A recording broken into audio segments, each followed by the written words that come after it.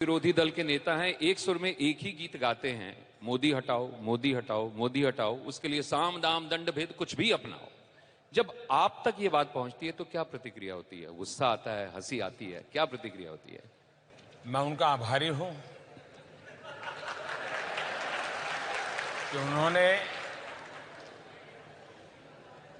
देश के अंदर एक एजेंडा बना दिया है और मतदाताओं के सामने बड़ा लिमिटेड चॉइस है कि एक, मोदी को रखना है नहीं रखना है, दूसरा है मोदी को हटाना है। उनके पास ये भी नहीं है किसको लाना है।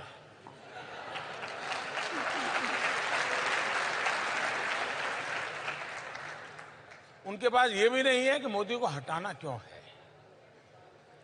दूसरी तरफ देश को पता है कि मोदी क्या क्या हटाना चाहता है और मोदी जो जो हटाना चाहता है उस आंधी में इन सबका बचना बड़ा मुश्किल है। मुकेश लूथरा का सवाल मेरे पास में है। मेरा काम मुझे बहुत देशों में और बहुत शहरों में लेके जाता है और सब लोग उस समय जब बात करता था उनसे सब यही कहा करते थे कि मोदी जी हिंदूवादी हैं। और आजकल तो ये देखा जा रहा है कि विपक्ष के नेता पहले जहां जाते हैं पहले शिव मंदिर से, राम मंदिर से शुरू करते हैं और अपने आप को भी हिंदू कहना शुरू कर दिया है। तो इतना बदलाव ये कैसे आया? इस बदलाव से भ्रमित होने की जरूरत नहीं है। ये सीजनल कारोबार है।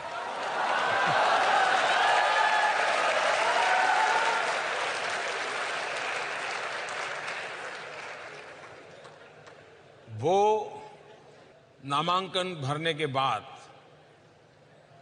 अगर तिरंगा झंडे से वोट कम मिलता है, अगर हरा के झंडे से ज्यादा मिलता है तो रोड शो में हरा झंडा लगा दो है, तो हमें उसको मदद करनी चाहिए। शक क्यों करना चाहिए? मैं एड्रेस दे सकता हूं बहुत अच्छे अच्छे मंदिरों का, कोई जाना चाहता है तो, क्योंकि मैं उस दुनिया से ज्यादा परिचित हूं। ममता दीदी में हमने परिवर्तन देखा है। वो भी आजकल काली मां की बात करती हैं, वो भी आज हनुमान जी की बात करती हैं, मर्यादा पुरुषोत्तम राम के मंदिर की बात करती हैं। ये डर नाम की चीज है ना, कुछ भी करा देती है। ये नैतिकता का डर, सिद्धांतों का डर, आदर्शों का डर, 5 साल के कार्यकाल का डर, ये अच्छों को किसी को बजरंगबली बुलवा देगा, किसी को शिव भक्त बना देगा, किसी को काली भक्त बना देगा। देश का माहौल बन रहा है, सबको मुख्य धारा में आने के लिए मजबूर कर रहा है।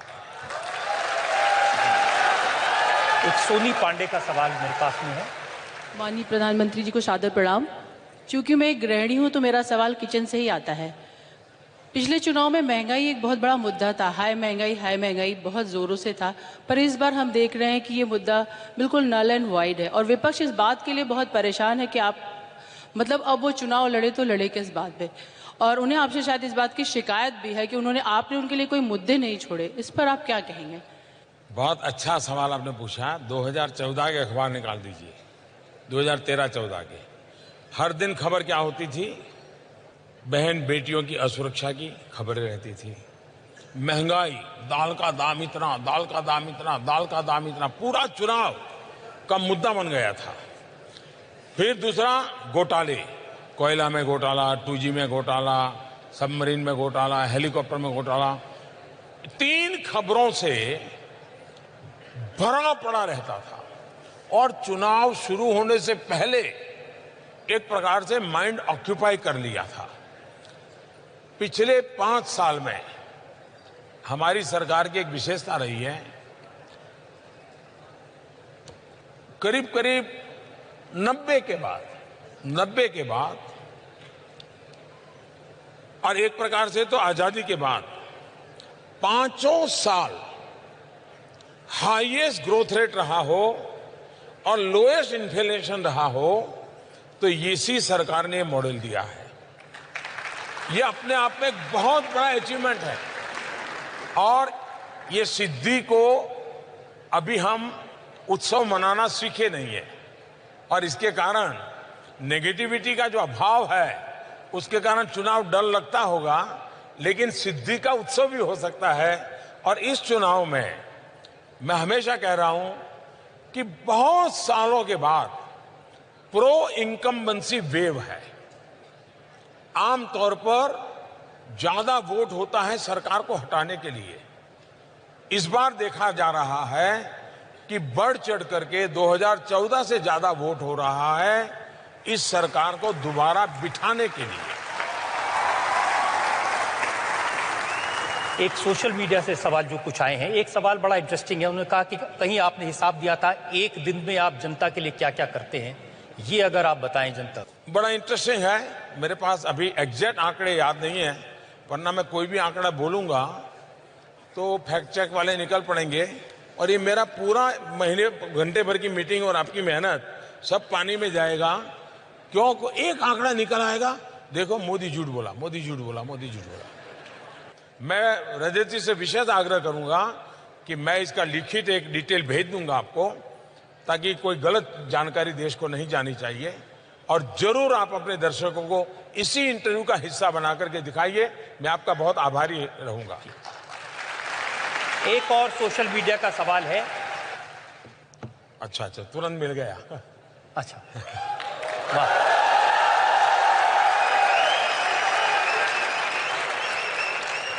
मैं अपने पास चीजें रेडी रखता हूं वैसे, लेकिन मैंने सोचा था जी हाँ, लेकिन आपको इजाजत हो तो मैं पढ़ जी सकता हूं? बताइए, अच्छा हो जाएगा ये। हाँ, हर रोज प्रधानमंत्री उज्ज्वला योजना के तहत लगभग 70,000 माताओं को मुफ्त गैस कनेक्शन मिल रहे हैं। हर रोज सौभाग्य योजना के तहत लगभग 50,000 घरों को बिजली कनेक्शन दिया जा रहा है। हर रोज जनधन योजना के तहत करीब 2,10,000 गरीबों के बैंक अकाउंट खुले हैं। हर रोज मुद्रा योजना के तहत लगभग 1,15,000 उद्यमियों को लोन दिए गए हैं। हर रोज प्रधानमंत्री आवास योजना के तहत 1,000 से अधिक घर बन रहे हैं, जिसकी चाबी सुपुर्द की जा रही है। हर रोज स्वच्छ भारत मिशन के तहत 60,000 से अधिक शौचालय बन रहे हैं, 60,000 शौचालय पर डे। हर रोज करीब 1,30,000 किसानों को सॉइल हेल्थ कार्ड दिया जा रहा है। हर रोज आयुष्मान भारत योजना के तहत 9,000 से अधिक मरीजों को मुफ्त में इलाज मिलता है। हर रोज डायरेक्ट बेनिफिट ट्रांसफर जो सरकार की सहायता देती हैं, हर रोज डीबीटी के तहत 400 करोड़ से ज्यादा रकम गरीबों के खाते में सीधी जमा हो रही है पर डे। हर रोज प्रधानमंत्री सुरक्षा बीमा योजना से करीब करीब 1,05,000 लोगों को लाभ मिल रहा है। अनगिनत संख्या में बता सकता हूं। इस व्यक्ति ने ये सोशल मीडिया में कहा है, मेरी तरफ से उसका धन्यवाद कहिए। एक और सवाल सोशल मीडिया का मेरे पास में है। वो कह रहे हैं कि राहुल गांधी हर रोज कहते हैं कि आपने वादा किया था कि 2 करोड़ लोगों को हर साल रोजगार देंगे। वो कह रहे हैं मैं हर जगह ढूंढ रहा हूं, आपने कहां वादा किया था ये तो बता दें कम से कम। मैं मानता हूं शायद Guinness book of world record में एक व्यक्ति कितना झूठ बोल सकता है, कितनी बार झूठ बोल सकता है, कितने प्रकार का झूठ बोल सकता है, कहां कहां झूठ बोल सकता है, किस किस के सामने झूठ बोल सकता है, अगर इसके निकाले तो शायद ये नंबर 1 ले जाएंगे और आने वाले 50 साल तक। लेकिन ये जो रोजगारी वाला उनका झूठ है वो मुझे सूट करता है। इसलिए आप हैरान हो जाएंगे, हमने मुद्रा योजना निकाली। मुद्रा योजना में बिना बैंक गारंटी हम लोन देते हैं। लोन लेने वाला कारोबार करने के लिए लोन लेता है। 4.25 करोड़ लोग वो हैं जिन्होंने जिंदगी में पहली बार बैंक से लोन लिया। 4.25 करोड़। इसका मतलब उन्होंने कोई रोजगार शुरू किया। इसका मतलब उन्होंने किसी एक को रोजगार दिया, किसी ने 2 को रोजगार दिया। करीब इन 5 साल के कार्यकाल में 6 लाख नए प्रोफेशनल्स आए, चार्टर्ड अकाउंटेंट्स हो, वकील हो, डॉक्टर हो, 6 लाख प्रोफेशनल्स आना मतलब किसी ने 2 लोगों को रोजगार दिया होगा, किसी ने 3 को दिया होगा, किसी ने 5 को दिया होगा, रोजगार दिया। हमारे देश के अंदर पहले जितने रोड बनते थे उससे आज डबल रोड बन रहे हैं। तो मैन पावर लगा होगा, रोजगार बढ़ा होगा। पहले जितनी रेलवे बनती थी उससे डबल रेलवे बन रही है। पहले जितना इलेक्ट्रिफिकेशन होता था उससे डबल इलेक्ट्रिफिकेशन हो रहा है। इसका मतलब ये हुआ कि इन सारे कामों में रोजगार बढ़ा है। पहले सरकार ने अपने कार्यकाल में 25 लाख घर बनाए गरीबों के लिए, हमने 1.5 करोड़ बनाए, तो 6 गुना ज्यादा किसी न किसी को रोजगार मिला होगा। मैं अनगिनत चीजें आपको बता सकता हूं, लेकिन एक झूठ चलाया जा रहा है तो मुझे भी वो झूठ सूट करता है। मुझे मौका मिलता है देश को ये अकाउंट देने का। मोदी जी, दिल्ली वाले पूछते हैं कि 5 साल हो गए आपको दिल्ली आए हुए, तो कभी आप आराम करते हैं, कभी रिलैक्स करते हैं, कभी सिनेमा देखते हैं, कभी? ऐसा है कि इन दिनों मनोरंजन देने वाले इतने लोग मैदान में आए हैं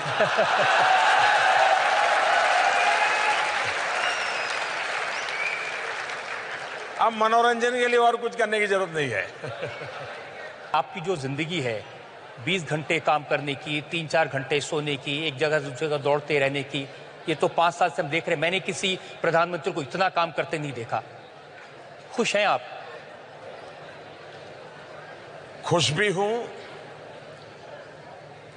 किसी भी परिस्थिति में खुश रहना जानता भी हूं, लेकिन मैं कभी मेरे भीतर संतोष को पालता नहीं हूं। मैं मेरे भीतर के असंतोष को किसी भी हालत में जगाए रखता हूं। कभी मुझे लगा हाँ संतोष की पालाई, तो मैं सोचता नहीं यार कहीं से असंतोष ले आऊं, एक नई योजना ले आता हूं, नया विचार लेता हूं और फिर एक असंतोष पैदा करता हूं, फिर संतोष मिले तब तक दौड़ता हूं, फिर नया असंतोष पैदा करता हूं। और इसलिए मैं मेरे भीतर, क्योंकि संतोष मुझे सोने की प्रेरणा देता है, असंतोष मुझे सामर्थ्यवान बनने की शक्ति देता है।